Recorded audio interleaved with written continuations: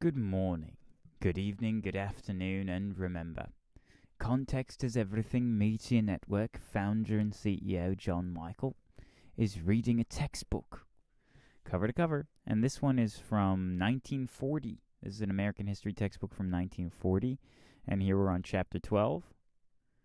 Great Leaders of Modern Times, Grover Cleveland. This book's from 1940. Grover Cleveland, a common sense leader. Some great president. The United States has had some presidents who did splendid things for our country. George Washington served our nation so well that he is called the father of our country. Thomas Jefferson is remembered as the author of the Declaration of Independence. Abraham Lincoln is the savior of the Union. Since the Civil War, this country has had several leaders who, in their own way, have imitated Washington, Jefferson, and Lincoln. Grover Cleveland, an ambitious lad. Grover Cleveland was born in Caldwell, New Jersey.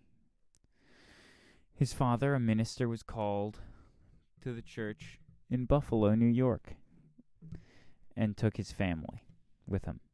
Grover was a lad when his father died. Young Grover went to work to help his family.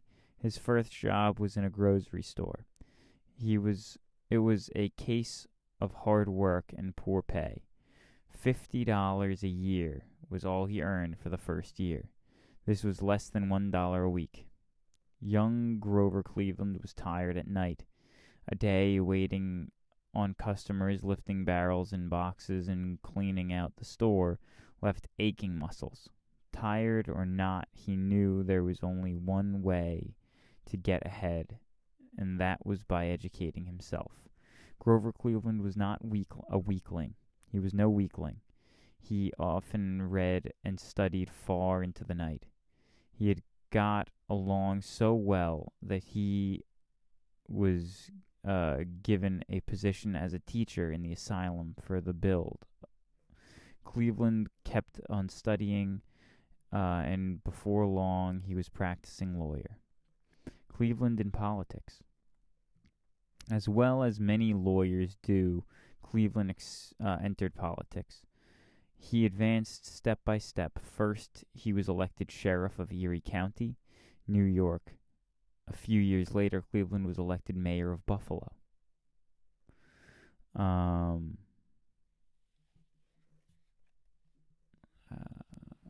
Cleveland was elected mayor of Buffalo. The third step was reached when he was elected governor of New York. Cleveland, after he was elected to New York, wrote to his brother, "I am honest and sincere in my desire to do well. If Mother were alive, I should feel much safer. I have always thought that her prayers had much to do with my success." Later, Grover Cleveland was elected President of the United States. President Grover Cleveland. Grover Cleveland was a Democrat. Until his election, all presidents elected after the Civil War had been Republicans.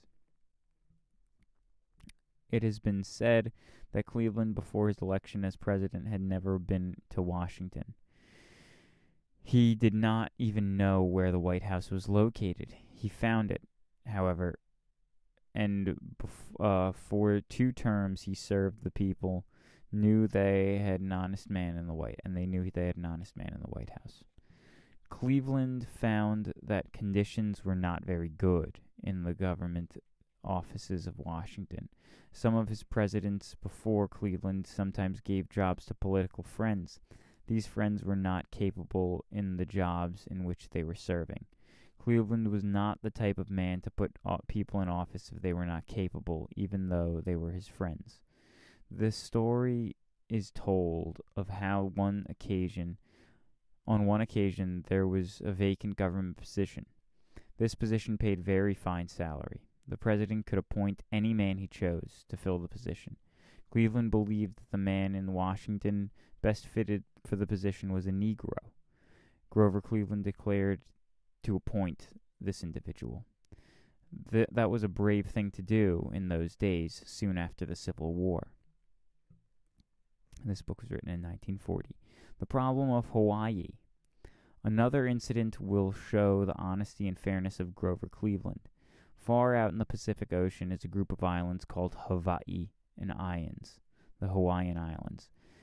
Many years ago, these islands were called the Sandwich Islands. Hawaii is a small kingdom, was a small kingdom. A kingdom is ruled by a king or a queen. Hawaii is a lovely spot, and large numbers of Americans enjoyed going there. They invested much money, especially in sugarcane plantations. A number of Americans made up their minds to take control of the government of Hawaii. A revolution overthrew the Queen of Hawaii and set up a new government. The new government asked for union with the United States. Just then, Grover Cleveland became president. He would not allow Hawaii to be annexed to the United States. When land is annexed, it is brought under the rule of another country. Cleveland said Americans had no right to seize a country based on its people if they were weak and could not protect themselves. 5 years later, in 1898, when William McKinley was president, the Hawaiian Islands were annexed to the United States. There had been much bitter feeling on the islands. Annexation seemed the best way to settle those matters. That's it. God bless. Have a good day. Bye-bye.